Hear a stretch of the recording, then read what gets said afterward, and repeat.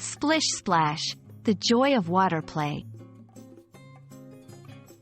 Hello, everyone. Today, we're diving into the refreshing world of water play.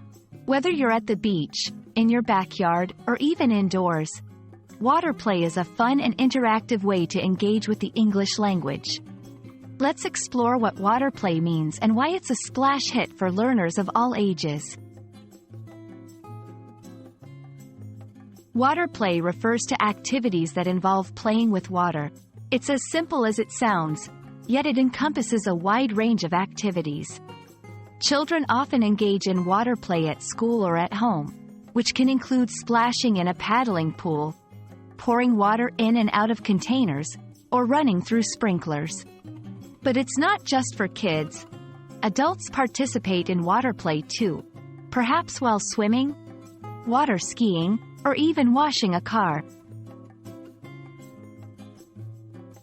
Water play isn't just fun, it's educational. It offers sensory experiences that are crucial in early childhood development.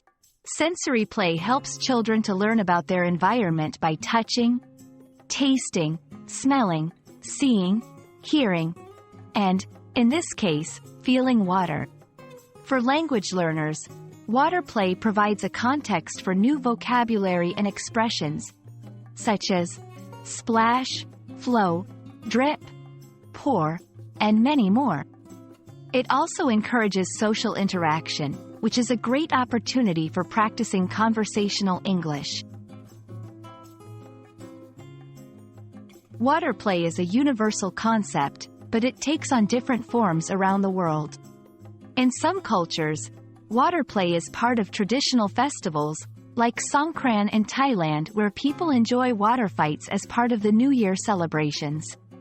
Understanding these cultural nuances can enrich an English learner's vocabulary and appreciation for the diversity of English-speaking cultures. Let's get our feet wet with some common vocabulary and phrases related to water play.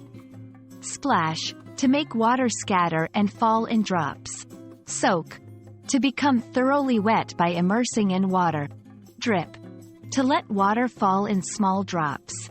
Sprinkle, to scatter drops of water lightly over a surface.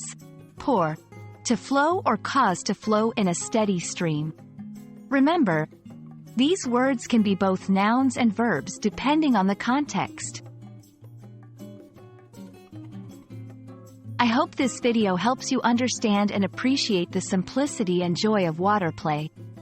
Not only is it a delightful way to cool off, but also a fantastic method to learn English naturally.